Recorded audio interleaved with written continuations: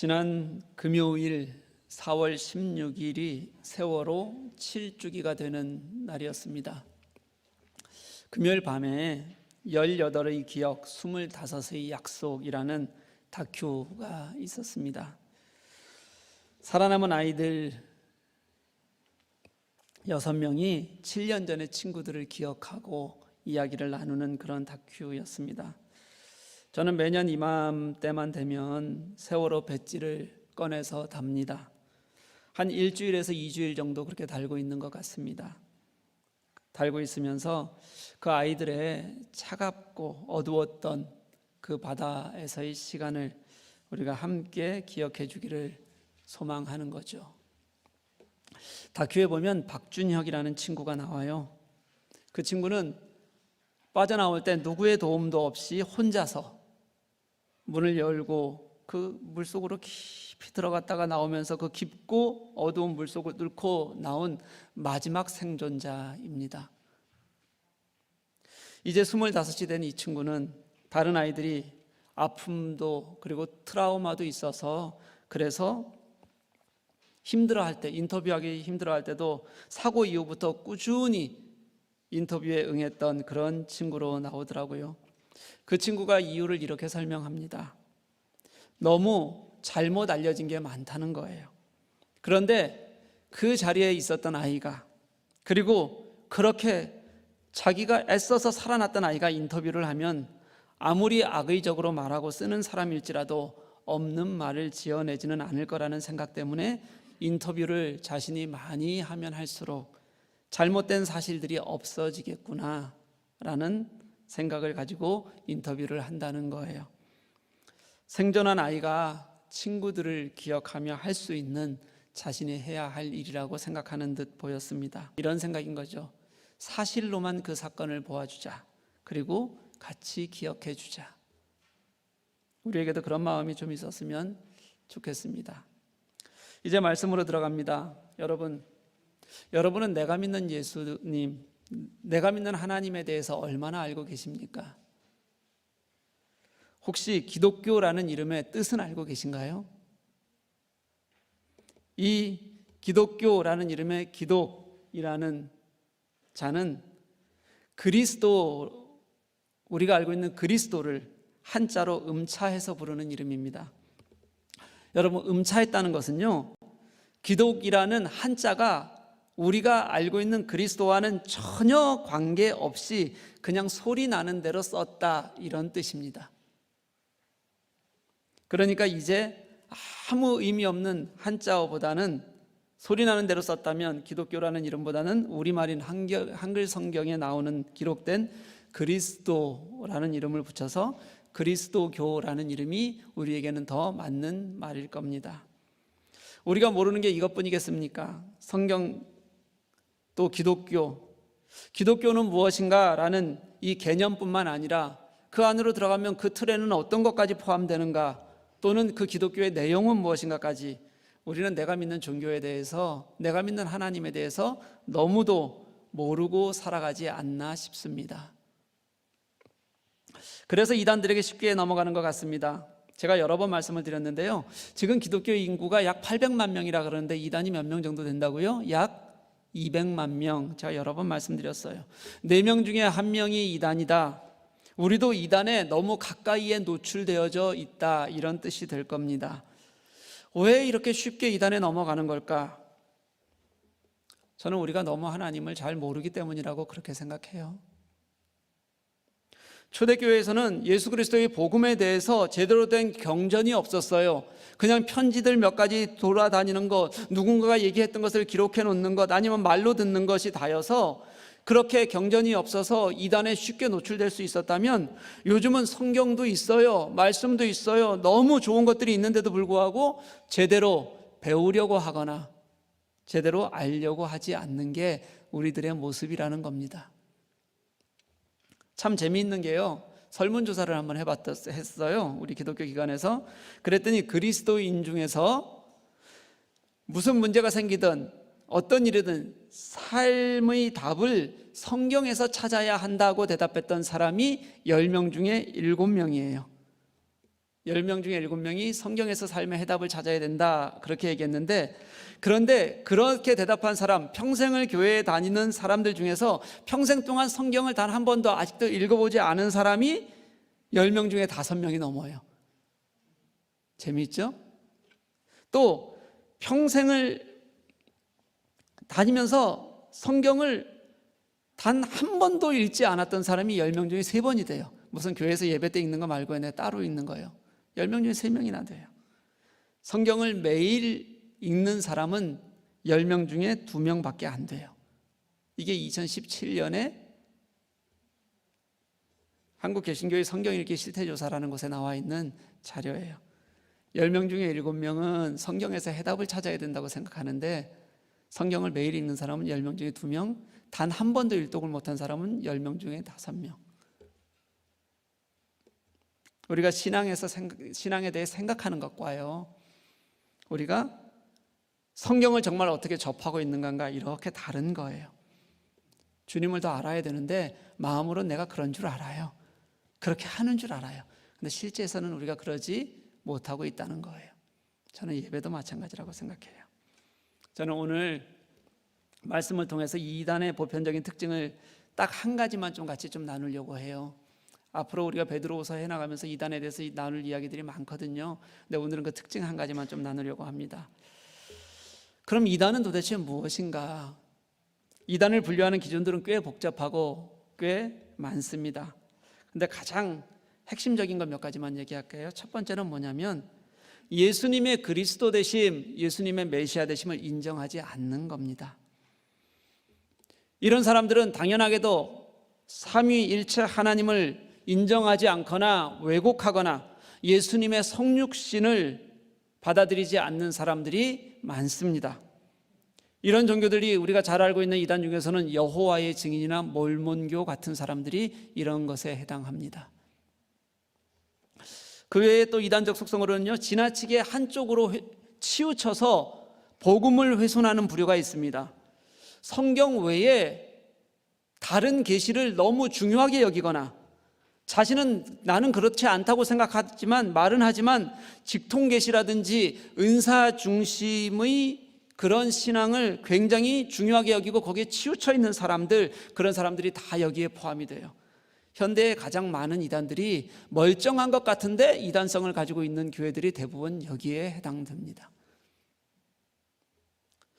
또 다른 부류는요, 교회에 다른 교회가 하는 이야기들은, 구원에 관한 이야기들은 다 틀렸고 자신이 가진 특별한 성경의 깨달음만으로 구원을 얻을 수 있다고 생각하는 그런 집단들이 있습니다.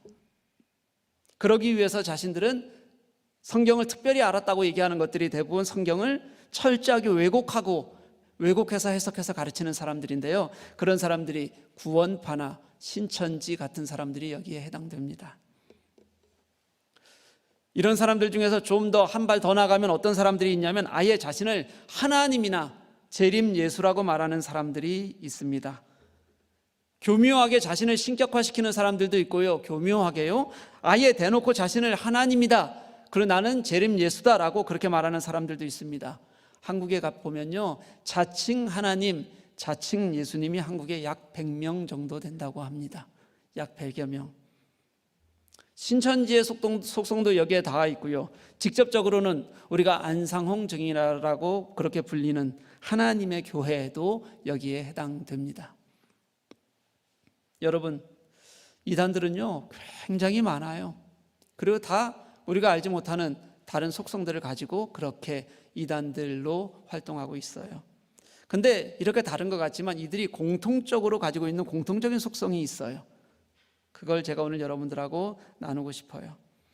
이런 이단들이 가르치고 주장하는 속내용 몰라도, 그쪽으로 들어가지 않아도요, 보편적으로 발견되는 게 있는데요, 그건 최근에만 일어나는 일들이 아니라 이미 구약시대에서부터 지금까지 계속 똑같이 이단들과 거짓 선지자들에게서 동일하게 나온 이야기들이에요.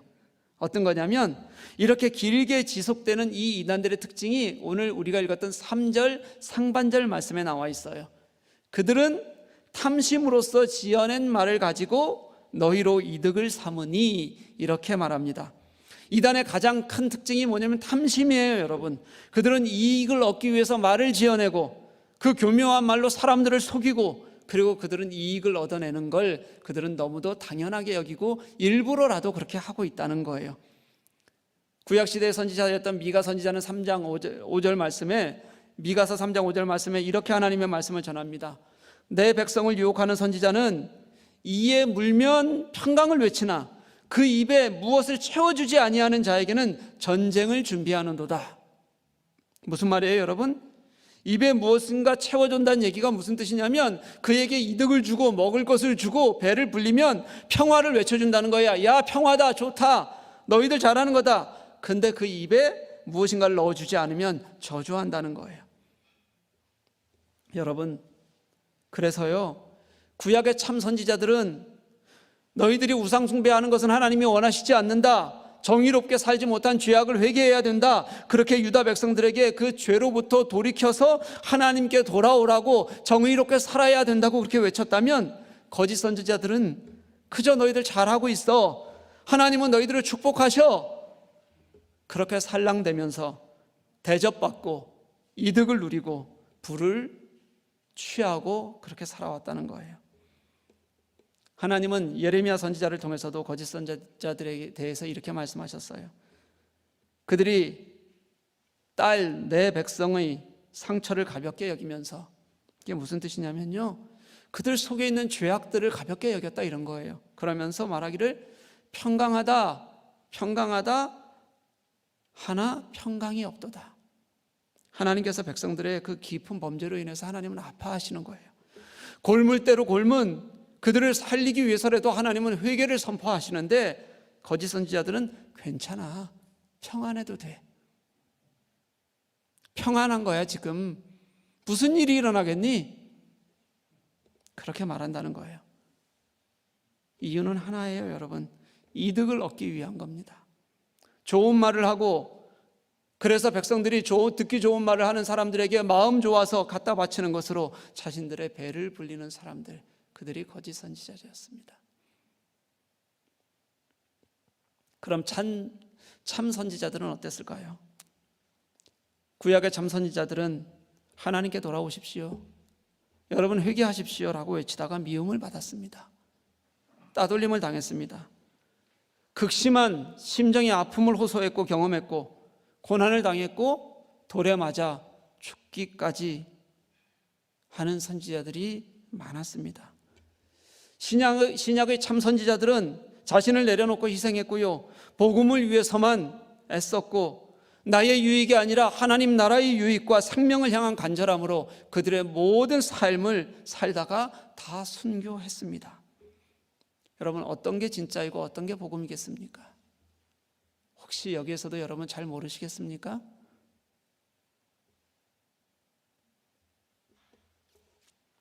문제는 이런 일이 교회의 역사 내내 지속되고 있다는 겁니다. 끊임없이 반복돼요. 지금도 교회에서는 여전히 좋은 소리를 즐겨 들으면 대접하고 쓴소리에는 귀를 막고 비난을 합니다. 그래서 상당히 많은 목회자들이 하나님의 말씀보다는 교인들이 좋아하는 말을 하게 되고, 그렇게 했더니 나에게도 유익이 되는 것 같고 이득이 되니까 나도 모르는 새에 그런 유혹에 빠져서 하나님의 말씀이 아닌 교인들의 귀에 좋은 말로 설교하고 살아가는 것이 지금 모습인 것 같습니다.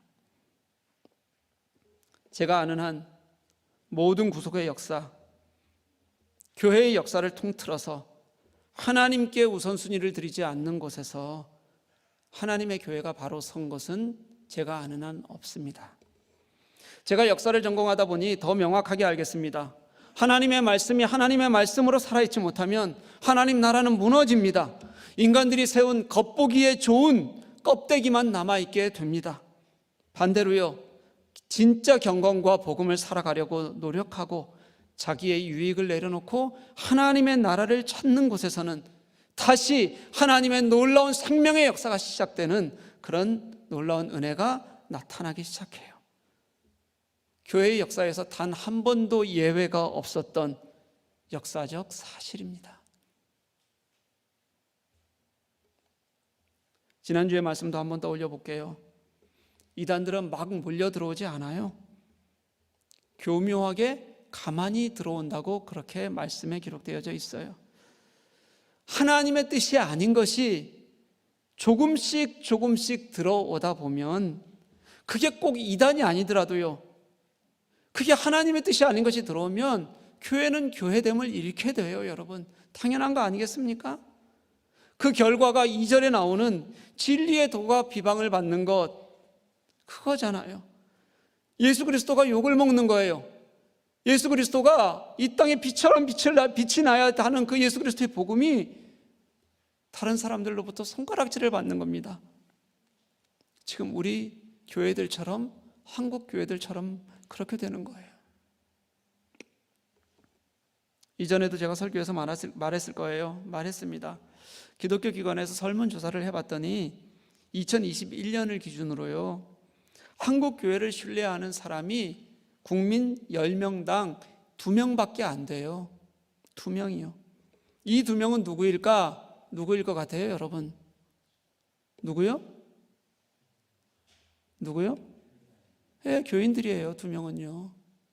다시 말하면 교인 2명 외에, 그 외에 밖에서는 아무도 우리 기독교를 신뢰하지 않는다는 뜻입니다. 아무도요. 그런데 우리는 여전히 괜찮다, 이만하면 됐다, 지금 교회가 예수 그리스도께서 손가락질 받고 욕을 먹고 막말로 대우받는 현실을 그냥 보고 있으면서도 우리는 그 현실에 눈 감고 있는 게 여러분 괜찮은 거 맞습니까? 이단이 아니더라도 우리는 이단이 아니더라도 이미 진리의 도를 훼손하는 무리들이 되어 있는 게 여러분 느껴지지 않으십니까? 교인들은 복음을 개인적 도구로 삼았고, 기복신앙을 위한 안식으로 삼았고, 교회는 복을 약속하고 이득을 취하며 성장해 왔습니다. 교회 안에서조차 탐심이 가득해서 교회에서 싸움이 났다 하면 가장 많은 게 돈 문제였고요, 싸움이 커질수록 복음과 교회를 지키려는 싸움보다는 교회 재산을 지키려는 싸움으로 그렇게 전락해 갑니다. 이게 여러분 거짓 선지자들과 이단과 무엇이 다르겠어요? 저는 여러분으로부터 아무런 이득도 바라지 않습니다. 제가 이득을 얻으려고 했다면 내 권위를 내세웠을 것이고요, 교묘한 말로 여러분들의 마음을 사는 것쯤은 저도 어렵지 않게 할 수 있는 사람입니다. 목사에게 잘하는 것이 복을 받는 비결이라고 계속해서 가르쳤을 겁니다. 그런데 여러분, 아닙니다. 3절 말씀에 지어내다라는 말이 만들어내다, 꾸며내다 이런 뜻이에요. 속이고 치장하고 꾸며내고 아닌 것을 그렇다고 해서는, 그렇게 해서 이익을 얻는 것으로는 하나님 나라를 세울 수가 없기 때문에 안 하는 겁니다. 사랑하는 교회 여러분, 저는 나의 유익을 위해서 교회를 섬긴 적이 없습니다. 앞으로도 안 할 겁니다. 제가 섬기는 이유는 생명 때문입니다. 하나님의 말씀에 의지해서 하는 겁니다. 욕먹을 것이 뻔하고 실제로 엄청나게 속상하도록 욕을 먹는 일들이 제게 늘 있는데도 불구하고 교인들에게 좋은 말만 하는 것이, 그러면서 자신의 유익을 찾는 것이 거짓 선지자라고 말씀에서 배웠기 때문에 하지 않는 겁니다. 적당히만 해도요, 그리 나쁘지 않을 거예요. 저 정도라면 차라리 적당히 하는 것이 훨씬 실제 몸도 편하고 마음도 편하고요, 결과도 제가 이렇게 애쓰고 노력하는 것보다 훨씬 더 나을 겁니다. 적당히 하는 게 귀에 더 좋게 들리기 때문에요. 분명히 결과적으로는 나을 겁니다. 저는 그렇게 생각해요. 그런데 하나님께서 저를 목사로 부르신 사명을 다하는 게 그게 아니라고 저는 말씀에서 배웠기 때문에 그리하지 못하는 겁니다. 제가 우리 교회로 올 때 하나님 앞에 2가지를 기도했어요. 하나는 하나님 건강한 교회로 세워질 수 있도록 도와주십시오. 성장할 수 있도록 도와주십시오. 건강한 교회로 성장해야 복음을 전하는 교회 아닙니까? 이거였고요. 또 하나는 제가 우리 교회를 제 개인의 유익으로 삼지 않도록 주님 도와주십시오. 이거였어요. 어떻게 해서든 그러지 않으려고 노력해 왔고요, 앞으로도 어떻게 해서든 그러지 않으려고 노력할 겁니다. 조금이라도 제 마음이 흔들리거나 변하는 모습만 있어도 저는 하나님이 세우신 프랑크푸르트 우리 교회를 위해 이 자리를 떠날 겁니다. 제 마음이 조금만이라도 왜곡되면요. 여러분, 참 선지자와 거짓 선지자의 근본적인 차이는 누구의 유익을 구하느냐에 있습니다. 주님의 유익을, 하나님의 유익을, 하나님 나라를 구하는 것이 참된 교회이고 참된 선지자입니다. 자기의 유익을 구하고 자기의 평안을 찾는 것이 거짓 선지자이고 거짓 선생입니다. 사랑하는 교회 여러분, 우리는 거짓 선지자도 거짓 선생도 아닙니다. 저는 여전히 말씀의 힘을 믿고 복음의 능력과 그 복음이 가진 진실의 힘을 믿습니다. 저는 거짓 선지자로 살지 않겠습니다. 여러분도 예수 그리스도의 십자가의 복음을 부끄럽게 만들지 마십시오.